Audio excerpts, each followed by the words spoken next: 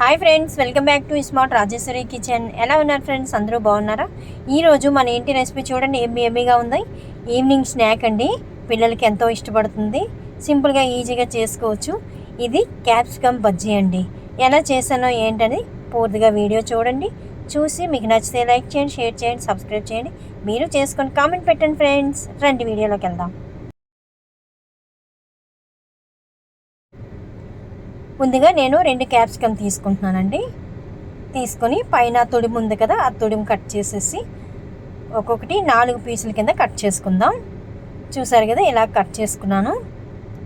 మధ్యన షీట్స్ ఉన్నాయి కదండి, అవి తీసేసుకుంటే నేనైతే తీయలేదు.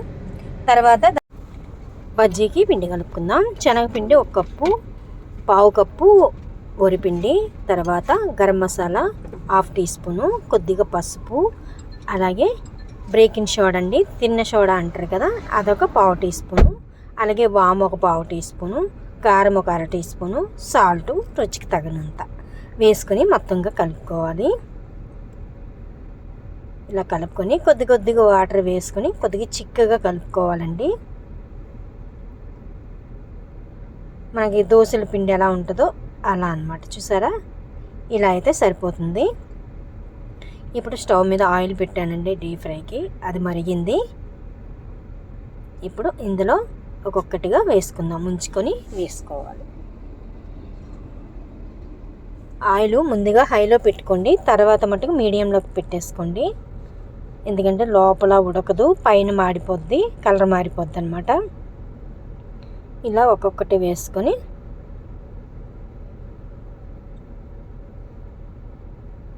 మంట మీడియంలో పెట్టేసుకుంటే చక్కగా క్రిస్పీగా వేగుతాయండి. మనం వరిపిండి ఒకటి వేసాం కాబట్టి క్రిస్పీగా వస్తాయి, చాలా బాగుంటాయండి. పిల్లలు అదే మిరపకాయ బజ్జీలు అంటే మిరపకాయ వదిలేస్తారు, మొత్తం పైనంతా లేయర్ అంతా తినేస్తారు. అదే మనకి క్యాప్సికమ్ బజ్జీ అనుకోండి, చక్కగా మనం క్యాప్సికమ్ కూడా తినేస్తారు, కారంగా ఉండదు. ఇప్పుడు ఇలా వేగిన తర్వాత తీసేసుకోవాలి. చూసారు కదా, చక్కగా క్రిస్పీగా సాఫ్ట్గా చాలా బాగుంటాయండి. పిల్లలైతే చక్కగా స్కూల్ స్టార్ట్ అయ్యాయి కదా, ఈవినింగ్ వచ్చేసరికి మాకు ఇక్కడ వర్షం పడుతుందండి, అందుకే నేను బజ్జీ చేశాను. అవి తీసేసి మళ్ళీ మిగతావి కూడా ఇలాగే వేసేసుకోవాలి.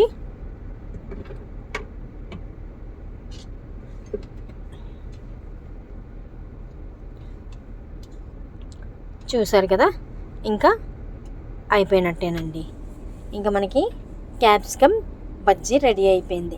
దీంట్లోకి లోపల స్టఫ్కి ఉల్లిపాయ, అలాగే కొద్దిగా లెమను, అలాగే కారము, కొద్దిగా చాట్ మసాలా వేసుకోవాలి. వేసుకొని కలుపుకొని ఉంచుకోవాలి. ఇప్పుడు ఇవన్నీ వేగేవి ఇగో ప్లేట్లోకి తీసుకున్నాం కదా. ఇప్పుడు స్టఫ్కి రెడీ చేశానండి. ఆనియన్స్ 2 ఆనియన్స్ తీసుకున్నాను, చిన్నగా కట్ చేసుకున్నాను. అలాగే కొద్దిగా సాల్ట్ వేసాను, కారము, చాట్ మసాలా వేసుకొని నిమ్మకాయ పిండుకొని కలుపుకోండి,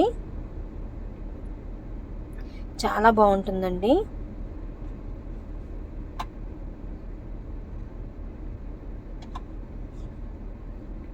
ఇంకా మిగతా మిక్సర్ ఏమైనా కారం పూసు కానీ వేరుశనగ గుళ్ళు కానీ వేసుకోవచ్చండి, వేపుకొని. మేమైతే ఇలాగే తింటున్నాము, అలాగైతే ఇంకా బాగుంటుందండి. చూసారా, ఇప్పుడు మనం శుభ్రంగా కలుపుకోవాలండి. చెప్పాను కదా చాట్ మసాలాని, అది కొద్దిగా వేసాను అనమాట, లాస్ట్లో వేయాలి. రెడీ చేసి పక్కన పెట్టుకొని ఇప్పుడు ఇవి మజ్జికి ఇలా కట్ చేసుకోవాలండి. ఇలాగా చేసుకోవచ్చు, లేదంటే అటు ఒక గంట పెట్టి ఇటు ఒక గంట పెట్టి 4 వైపులు 4 ముక్కల్లా కట్ చేసుకొని ఆనియన్ పెట్టుకున్న చాలా బాగుంటుందండి. చూసారు కదా, ఇలా కూడా కట్ చేసుకోవచ్చండి.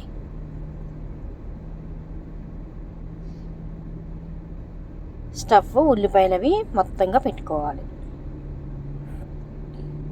మనకి ఎంత కావాలంటే అంత పెట్టుకోవచ్చండి. చూసారా, దీనికి మళ్ళీ పెరుగు చట్నీ కూడా వేసుకోవచ్చండి, చాలా బాగుంటుంది.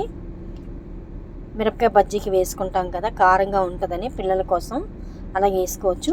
దీనికైతే కారం ఉండదు కాబట్టి నేను పెరుగు చట్నీ వేయలేదు. పైన కొద్దిగా పొడి కారము, అలాగే చాట్ మసాలా, కొద్దిగా సాల్ట్ వేసుకొని నిమ్మరసం వేసుకొని తింటే ఉంటుంది ఫ్రెండ్స్. సూపర్గా ఉంటుంది. ఈవినింగ్ అయితే అదిరిపోతుందండి. ఇలా తింటే వర్షం పడినప్పుడు తింటే ఇంకా బాగుంటుంది. అంతే ఫ్రెండ్స్, ఈ వీడియో మీకు నచ్చిందా? చివరి వరకు చూడండి. చూసి మీకు నచ్చితే లైక్ చేసి, షేర్ చేసి, సబ్స్క్రైబ్ చేయండి. అలాగే మీరు చేసుకొని మీకు ఎలా వచ్చిందో కామెంట్ ద్వారా కామెంట్ చేయండి ఫ్రెండ్స్. ఇంకా మంచి వీడియోల కోసం మా ఛానల్ తప్పనిసరి సబ్స్క్రైబ్ చేసుకోండి friends. Thank you for watching. మళ్ళీ మంచి వీడియోతో వస్తా ఫ్రెండ్స్. బాయ్.